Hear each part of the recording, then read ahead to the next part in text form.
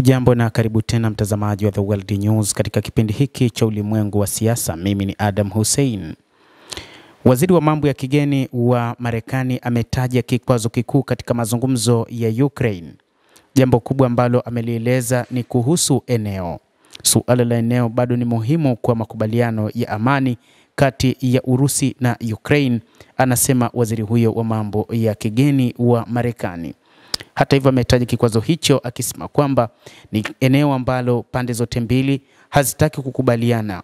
Urusi inataka kumiliki maeneo iliyoyatoa wakati wa vita tangu mwaka 2022. Kama mahojiano na Fox News, Rubio alisema Urusi na Ukraine zinapigania kihalisia nafasi ya kilomita 30 hadi 50 ambayo ni sawa na 20% ya eneo la Donbas ambalo linaunganisha Donetsk na Luhansk pamoja na mikoa ya Kherson na Zaporizhia ambayo imesalia kuwa chini ya udhibiti wa Urusi.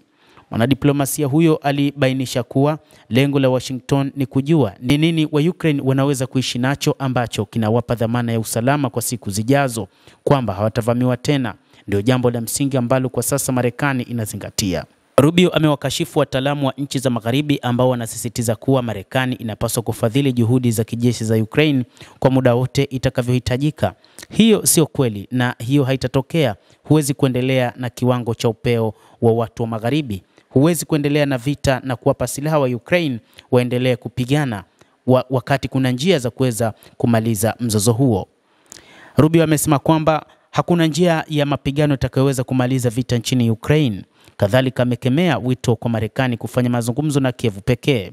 Huwezi kumaliza vita kati ya Urusi na Ukraine bila kuzungumza na Urusi, alisema, akisisitiza kwamba Marekani inafanya kazi kuziba mgawanyiko kati ya pande zote mbili ili kuona ni namna gani watakavyoweza kumaliza vita hivyo. Tumekaribia lakini bado hatupo na tunatumai jambo hili litabadilika na litaisha, Rubio aliongeza. Matamshi ya Rubio yanafuatia mkutano wa takribani saa 5 katika ikulu ya Kremlin kati ya rais wa Urusi Vladimir Putin na mjumbe wa Marekani Steve Witkoff na mkwe wa rais Donald Trump Jared Kushner. Msaidizi mkuu wa Kremlin Yuri Ushakov ambaye pia alihudhuria alielezea mazungumzo hayo kama ya manufaa yenye kujenga badala ya maana, lakini akasema maelewano hajapatikana na bado kuna kazi nyingi za kufanywa ili kumaliza mzozo huo kupitia mazungumzo. Majadiliano hayo yalilenga katika mfumo wa amani unaoungwa mkono na Marekani ambao awali ulihusu rasimu yenye vipengele 28 ambayo ilivuja kwa vyombo vya habari mwezi uliopita.